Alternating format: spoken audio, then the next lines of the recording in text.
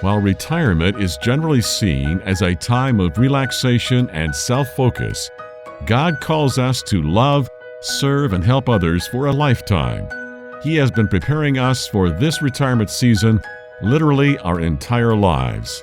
In retirement, countless Christians enter a state of spiritual dormancy, not knowing how they are called to have an impact for God's kingdom. The Retirement Reformation seeks to encourage and empower the 50 million Christians approaching or in retirement to embrace the calling God has been preparing in them. When the world says it's time to stop, you can begin to have your greatest impact. Welcome to I Retire for Him, the mouthpiece of the Retirement Reformation, where our goal is to journey from retirement to reformation so you can say, I retire for Him.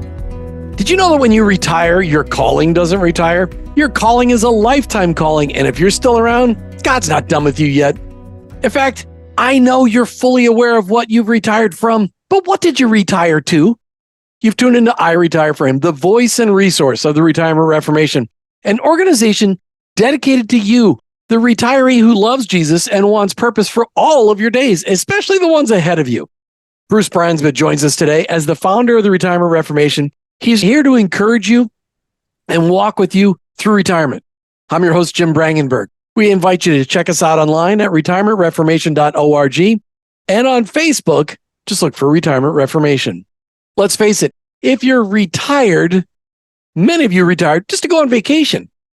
That's what we all look forward to. We work for 40 or 50 years, and we're looking forward to checking out and going on vacation until we breathe our very last. But the reality is, you can only go on vacation so much before you just want to be home. And really, is retirement just about going on vacation? Isn't there something more? Today on I Retire for Him, we're going to peel back all the layers of retirement and some of the untruths we all face and find the balance between taking some time to rest and get a little leisure and finding purpose in our retirement. Because the reality is they're both part of God's plan for your retirement. Bruce, where do people get this idea that when we retire, we're just going to go on vacation for the rest of our lives? Well, Jim, it's interesting. In like many things, it's been slowly built into our culture.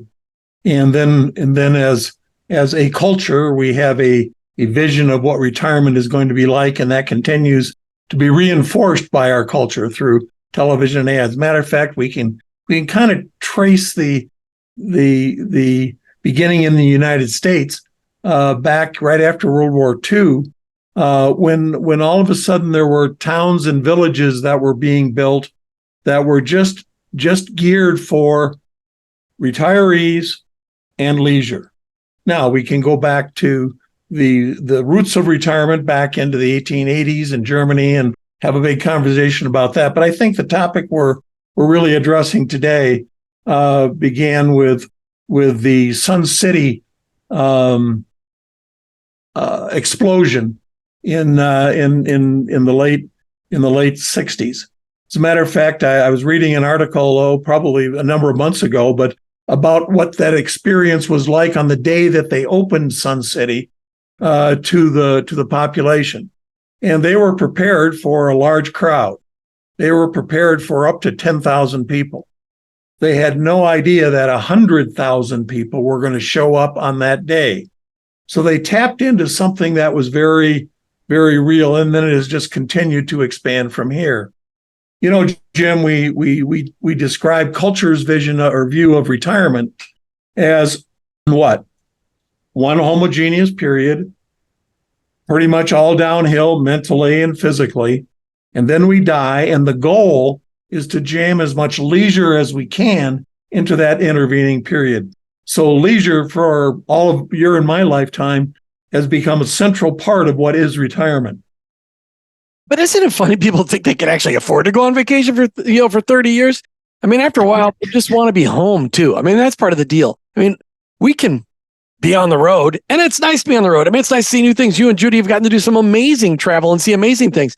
But sometimes it's just nice to get in your own cotton picking bed, isn't it?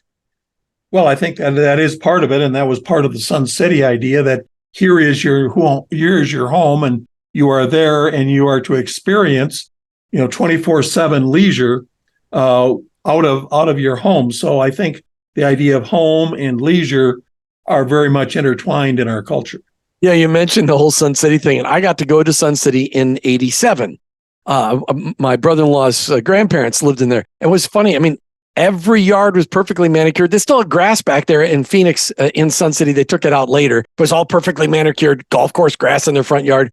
All of the tree trunks were painted white to avoid the heat from getting them. Every yard had citrus trees in it. So there was there was lemons, and there was oranges and grapefruits. And it was like a veritable paradise. And the golf courses were easy to golf. And it was gorgeous. But I've also lived in retirement communities. And after a while, people just seem to get pretty dissatisfied. I mean, I've lived in 2 different retirement neighborhoods, even though I wasn't retired.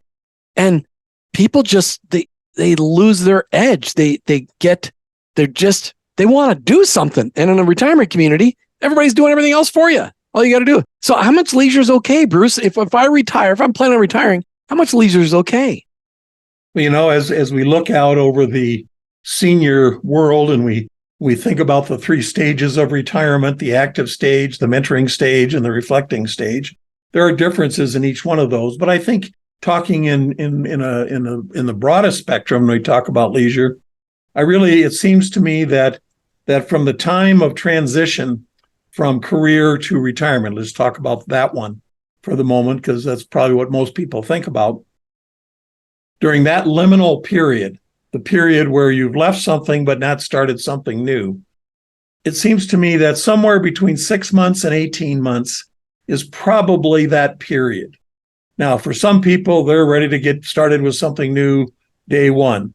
But others, the staying at home in their own bed, the bucket list, the to-do list, all of those things take somewhere between 6 and 18 months. But as you approach towards the end of that is when those questions start to arise of, what am I going to do when I'm done with my list? What am I going to do when I'm done with my list? I'm going to play pickleball every day. Pickleball. I'm going to go play golf every day, or I'm going to whatever it is. But there's something in the back of our minds when we're having that conversation with ourselves and with our spouses and maybe with our kids or maybe with our parents. We're looking for models and input on, what should life look like during this period of time? And all the messages on TV, all the messages in the books and magazines, all the messages from outside sources all say, you deserve it. You can do nothing. Be nice if you had a hobby, but if watching TV will make you happy, then please watch TV for 30 years. But is it really possible to find a balance between leisure and purpose in retirement? Is it true that both are part of God's plan? I mean, can you find a balance? But let me give you a not a formula, but a perspective that I think can come to that. Is the reason for, when during our working years of taking vacation, the reason was to refresh ourselves. And the way that God made us is that we can work hard for X period of time, but that's why he rested on the 7th day. So the idea of rest and leisure has been built into God's plan for us since the very beginning.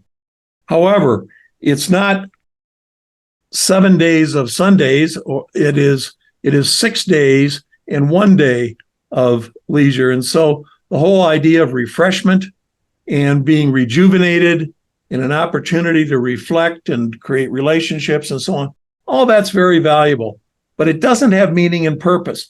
It is part of the road to meaning and purpose.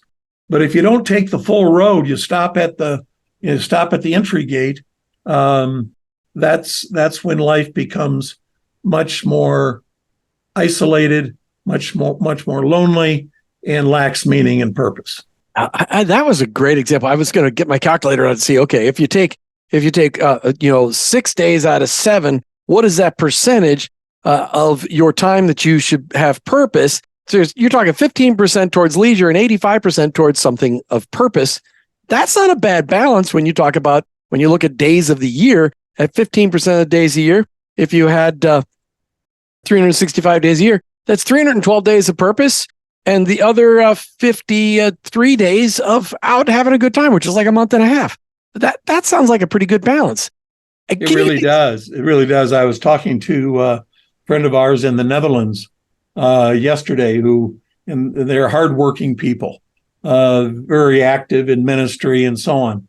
And so I said to, woman's name is Saskia, and we'll be working with her in our intergenerational prayer ministry. But anyway, I said to her, I said, well, so you and your husband, are you about to take off for your summer vacation? She said, yes, we're leaving. I think it was on Tuesday. And I said, so how long are you going to be gone? She said, 4 weeks. And I said, is that enough?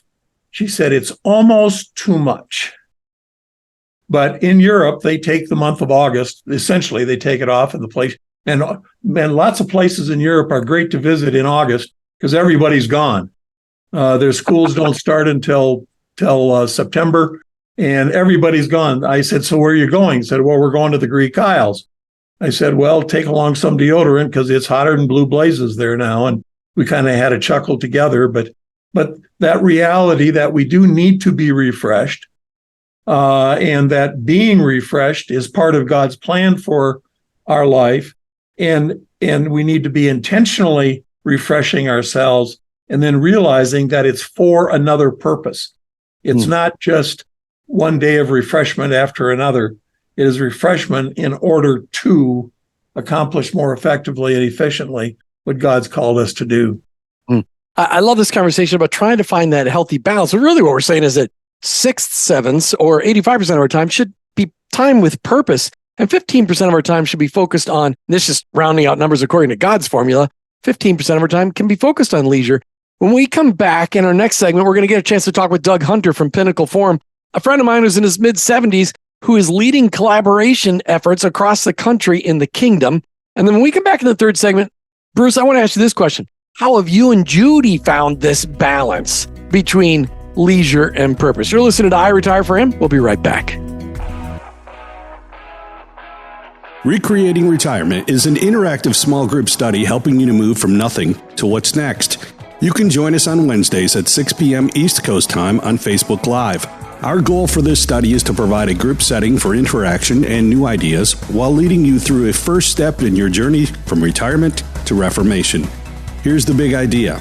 During the next 5 years, 5,000 small groups will experience this journey of discovery in churches and faith-based organizations across the country. Is your church a place where recreating retirement needs to be planted? Join us online to experience the study or prepare to lead a small group at your church or ministry. Email us at contactus@retirementreformation.org or go to our website at retirementreformation.org. That's retirementreformation.org.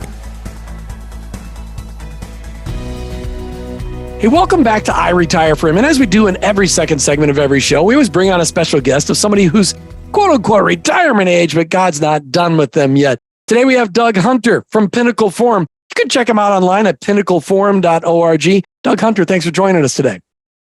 Great to be with you, Jim. Always love time spent with you. Oh, well, I hope you stay that at the end of the interview. It's just going to have a few minutes, but Doug, I want to know, you're old enough to be retired. You're in your mid-70s. God's not done with you yet.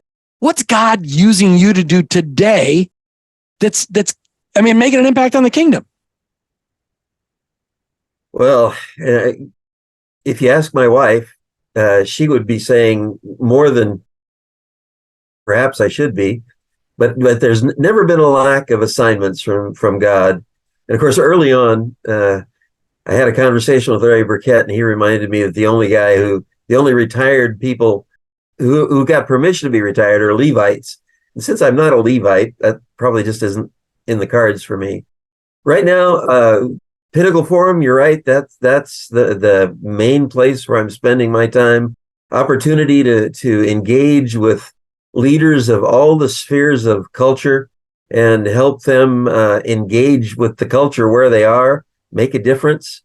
And my role with Pinnacle is to get them together across the country to talk about things that are on their hearts, and then to encourage and stimulate each other to actually do something about it, so that we never become just a let's talk about it kind of group. But Pinnacle has been a great blessing to me. I'm serving on several boards, which are also an amazing blessing. I'm on the board of an 80-year-old missions organization called Partners International that is doing amazing things in the hardest to reach places in the world. We find church planting movements in places where you wouldn't even think there were churches being planted. And then we take those organizations that are doing that and we make them better and expand their scope. And we just are so thankful for all the things God's doing in places where his name is hardly ever spoken. So that's fun. I'm on the board of the National Faith and Work Association, which is an umbrella group for faith and work that sponsors the every 2-year Faith and Work Summit. And then I'm on the board of, it's not the board. I'm on the advisory team for the Lausanne's workplace leadership network that's working on the next Lausanne meeting in Incheon, South Korea next year, 2024. And I'm on the board of my alumni association at the University of Sioux Falls, South Dakota. South Dakota, eh? Yeah, absolutely. I married a South Dakota girl. I'd gotten thrown out of the first college I attended. Well, is that North Dakota? They made you go south or what? Well, they made me go north. It was just yeah. That's a whole different story. So, love Doug, the University of Sioux Falls, great place. Yeah, everybody says that's a great place to go and then get out because the wind never stops in Sioux Falls, South Dakota. Doug, you're a business guy. You retired as a business guy, and then you just retired from that job, but you really have moved on into many different positions within many different ministry-focused organizations, a lot of them having to do with faith and work. Plus, you taught at Charleston Southern, right? Isn't that like you're a professor? No. I what I did is we started the Whitfield Center for Christian Leadership. They wanted to develop a leadership program that was focused on the marketplace. So when about 10 years ago, we moved to Charleston, and I went on the staff of the university. Never a professor, but we brought a whole lot of amazing and global business leaders to meet those students, to get engaged with those students, to mentor those students, and to expose them to what God does when he gets a hold of marketplace people anywhere in the world. So you're saying at 65, when everybody else says it's okay to check out, go on vacation the rest of their lives, you started a brand new career working in the university system, which, by the way, for anybody listening, if you haven't worked in academia, it's different than the marketplace. Yeah. Like snow from fire, different than the marketplace. Why? Why did you do that? Why didn't you just check out and go on vacation, you and Janet, the rest of your lives? Well, actually, a couple of reasons. Number one, God just didn't wire me to enjoy doing nothing, and I just love to see the way he's at work in the lives of people through the marketplace movement. But the other part was I'd had a lot of conversations with leaders over the years about the next generation. And I got a call from the dean of the School of Business, a fellow by the name of Dr. John Duncan. And John had been attending conferences of the Fellowship of Companies for Christ. That's an organization I've been a part of for 30 years. And we'd have him do seminars on the next generation and all that, those kinds of topics. And he called one day to say that Charleston Southern wanted to start a leadership center that could reach this next generation and equip them to actually make an impact from the time they stepped out of that university setting. And he said, I've got two questions for you. And if you answer the first one right, I'll just stop with one. And he said, we're looking for an executive director. We don't want him to be academic. We don't want him to be a pastor. Charleston Southern is a Christian university. We want him to come from the marketplace. And the first person on our list is you. And so he said, would you be willing to pray about that? So Janet and I went over to Charleston, walked the campus, prayed, and it didn't take any time at all to say, hey, this is exactly what God's been preparing me to do next. So we stepped into that in March. We got the invitation in December, went through the interview and all that with being interviewed by all the PhDs and all the interesting people on a Bet you college drove them campus. crazy. You know, it was amazing. And of course, the funny thing was the first meeting of all the faculty and staff. Everyone's introducing themselves, and of course, everyone's telling where they got their PhD. Well, I got kicked out of college, and I've got a BA, but I don't even have an MBA. So I just said, look, I'm afraid I don't have a PhD to tell you where I received that, but I've got 5 CEOs behind my name. So that's my identity. I'm a business guy, and God's put me in the leadership of 5 different organizations, and that's why I'm here. You missed a great opportunity to say, I got my doctorate online for $15. You could have said that. Doug, before we go, because this listening audience is mostly people pre-retired or already retired, and they're trying to just really uncover purpose in their retirement years. And a lot of them have gone to church in places where they were told it's okay to just check out and retire and be on vacation the rest of their lives. But I don't really believe that that's what God intended. Give some encouragement for those people that really, they want to re-engage. They want to become active again in kingdom pursuits. They want to get plugged in. Can you get some encouragement, please? Oh, absolutely. When you get to the stage in life where you're starting to think that way, when you're that age, whatever age that might be, it's a great exercise to sit back and look at what God's built into you, to look at all of the things that God has put in the package of who you are, whether it's spiritual gifts, experiences, all kinds of things.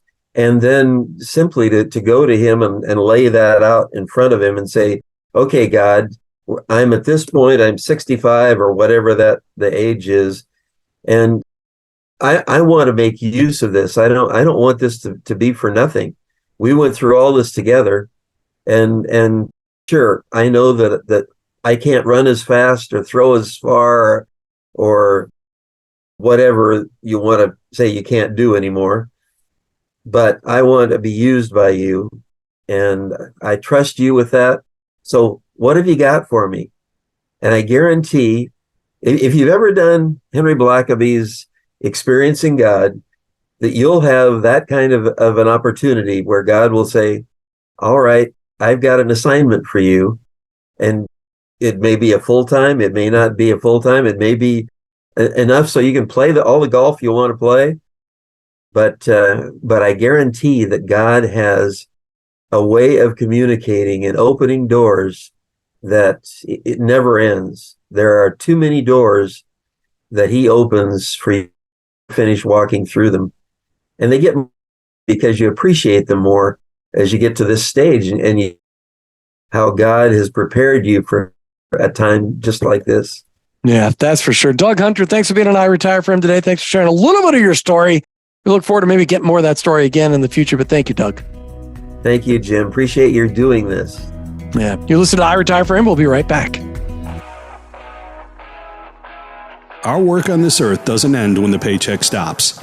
God calls us to be faithful for a lifetime.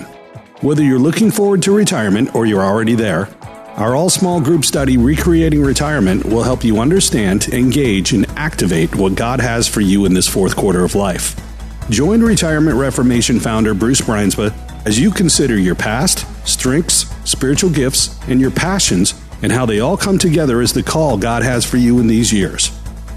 Connect with us on our online community group at facebook.com/Retirement Reformation, Wednesdays at 6 p.m. Eastern, or if you'd like to bring Recreating Retirement to your church, email us at contactus@retirementreformation.org.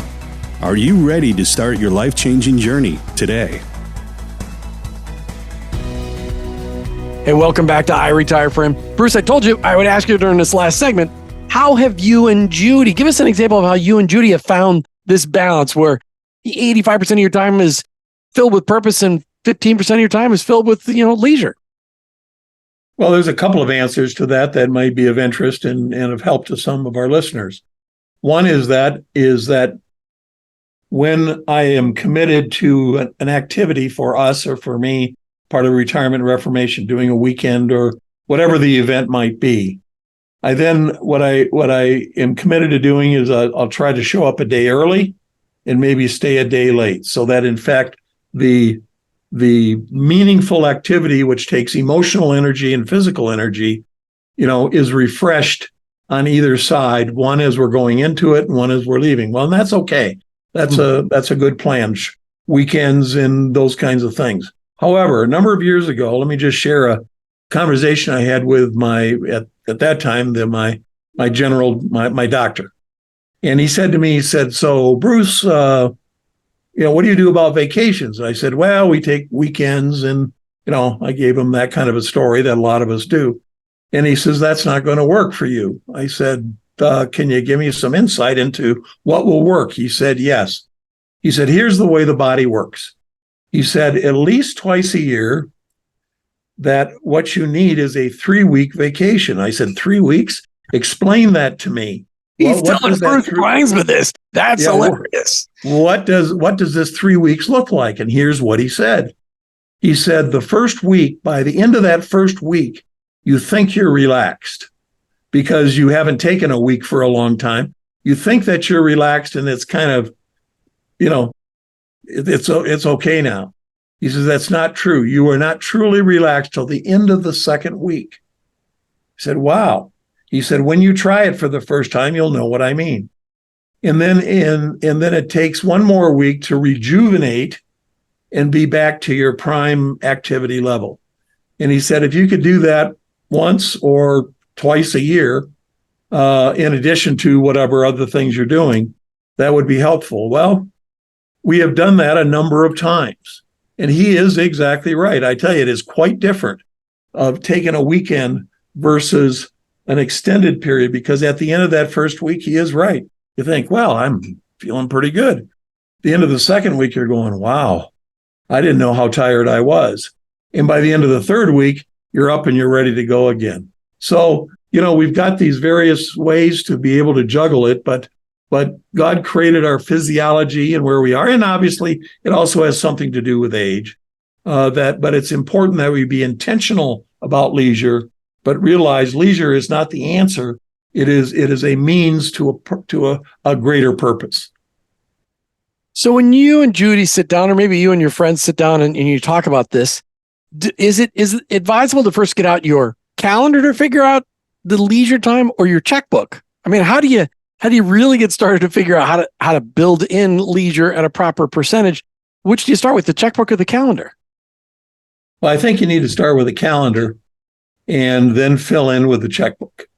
Judy and I are very blessed that we have access to air travel around the world at very nominal cost. So we can really go wherever we want, whenever we want. And so that takes it. Most people don't have that capacity. And so the checkbook is important. But hey, you can have a wonderful vacation at home. If you're as busy as we typically are, you don't spend much time at home anyway, other than sleeping and eating. And so you can have a vacation at home. Matter of fact, Judy and I were talking the other day about taking a week in Colorado Springs and doing the things in Colorado Springs that we've never done that would just really be enjoyable and restful and so on.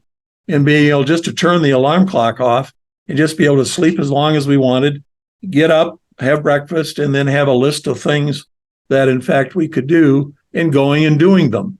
So, it doesn't have to cost a lot in order to find rest. And a lot of times people, you hear them talk about, well, I went to Europe and we went to 12 countries, and you kind of go, well, that's not a vacation. When you come home, you got to go to work in order to get some rest. And so realizing that, what does it mean for leisure to have value? Now, leisure has value, does not have meaning and purpose, but it has value. But let's not forget to make the leisure valuable. I think it's so important that you said, I'm going to go back to a point you said just a few minutes ago. you get the calendar out first, because if you don't block out the time, your leisure will just get plugged in and it will not have the value that you need it to have. And you're right. I've never had a 3-week vacation, but I've had a couple of 2-week vacations. And I know exactly what you mean. By the end of the second week, you're like, wow, holy smokes. I didn't realize how rough I really was. But it is amazing. Then you talk about those European vacations where you go to 12 countries in 20 days or whatever it is. And you're like, I need to go back to work so I can get a break. One of the things that Judy and I have finally concluded, wherever it is that we're traveling, and let's say we're going to go to New Orleans for a conference or something, and then you look, what are all the other things to do in New Orleans? And you got these 8 things, and you got the conference, and you're going to do all this stuff. To be able to sit back and say, if we don't check all those boxes, it is just fine. And to do that, and say we're in Frankfurt, Germany, and say we got these 10 things that we had put on our list to do. And it's clear we're only going to hit 3 of them. It's just fine. Right. It is not a sin not to hit 12 of them and be totally exhausted, but to take the ones where you can find some additional meaning and purpose in the experience, as well as give your mind and your body and your relationship the value of that time of leisure and time off. Has Retirement Reformation developed a class yet on this, on how to calculate and figure out the balance between leisure and purpose and how to build it into your calendar? Because if we haven't, because I don't remember you talking about, I think we need to get one developed, because this seems like this should be the intro to a purposeful retirement, figuring out your leisure. I don't know. No, we have not. And thank you for bringing that up. I think let me make a note. And as one of the fascinating things about the Retirement Reformation and all the people that we deal with and the subjects, you go look back at the 95, 96, 97 podcasts we've done and all the topics that we cover, that the needs or the topics that need to be addressed just continue to expand. And so on the one hand, how exciting is that? Look at all the stuff that's going on. On the other hand, there's lots more for us to be able to step into as we prepare ourselves and continue to prepare ourselves to go from leisure to meaning and purpose and step into God's preferred future for us. And to recognize that leisure does have value, but we still need meaning and purpose. Let's talk about meaning and purpose as we close out today's show. You and the Retirement Reformation has started traveling around the country holding Oxygen for Life events. Talk to us about what those events are about and how people can get involved. Well, first of all, you go to our website, retirementreformation.org, and there's lots of information about that. Secondly, you can contact us and we'll be happy to share with you the details of it.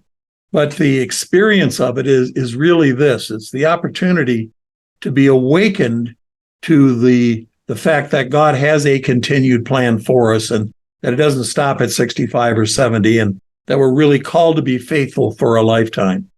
It's not a time where we put down leisure or we minimize any of those things, but we maximize the understanding that God still has a plan for us, and that when we discover and we are on that track, his track for us, that in fact we will find meaning and purpose and joy and freedom. And so we're not living in isolation. We're living in the world that he would have us operate in. And so I think the balance between leisure and the meaning and purpose activities is certainly a part of that. But based on this conversation, it may even be a bigger part. I would ask our audience to consider talking with your church and talking with us and us being able to come and do a Retirement Reformation weekend for and with you. It will rejuvenate a lot of people in your congregation and will, in fact, open doors for your church to the community. I'm just going to ask one more question because I got this. I know you've got some events, Oxygen for Life events coming up this fall, and maybe they're not in our listeners' hometowns. Can they go to events that aren't in their hometown? Like, I know you got one going in Pennsylvania in October. I mean, Pennsylvania in October is spectacular. It really is. Can they go to, like, if somebody's from South Texas, can they go to Pennsylvania and enjoy an Oxygen for Life event? Absolutely, they can, and would be.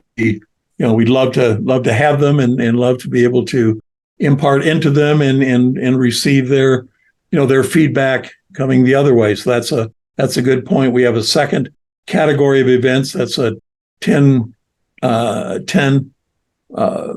step workshop called Recreating Retirement, which in a small group takes people through all the way from I have no idea what I'm going to do to an action plan and everything in between. So our goal is to have 5,000 Oxygen for Life events in the next 5 years. So I would urge our audience to help us to do that, to impact the lives of that number of people in that way, and 10,000 Recreating Retirement. So if you have a skill set as a presenter or as a facilitator, please contact us, and we'd love to talk to you about being an active part of the Retirement Reformation. Online at retirementreformation.org, retirementreformation.org. There you go. The conversation, yes, purpose you can find purpose in your retirement as well as value in your leisure. And there is a balance. We figured out 85% towards purpose and 15% towards leisure. And there you have it right here. You've been listening to I Retire for Him, the voice and resource of the Retirement Reformation with your host, Jim Brangenberg. And of course, Retirement Reformation's very own founder, Bruce Bruinsma. We're Christ followers journeying from retirement to reformation. So ultimately we can say, I retire for Him. Thanks for listening to I Retire for Him with your hosts Jim and Martha Brangenberg and Retirement Reformation founder Bruce Bruinsma. I Retire for Him is the mouthpiece of the Retirement Reformation. Most Christians tend to follow the world's pattern of rest and self-pampering during retirement. However, in your retirement, you can be focused on God's unique call to love, serve, and help others. This can be your best season of life if you take advantage of a life's worth of knowledge and experience and combine it with a greater freedom of time and money and invest it all in the generations both preceding and following you. The Retirement Reformation is encouraging Christians to find and follow God's call in all seasons and aspects of life, especially in retirement. Take time to sign the manifesto at retirementreformation.org and explore the wealth of resources available on our site. Join this movement of God and journey from retirement to reformation so you can say, I retire for Him. Go to retirementreformation.org.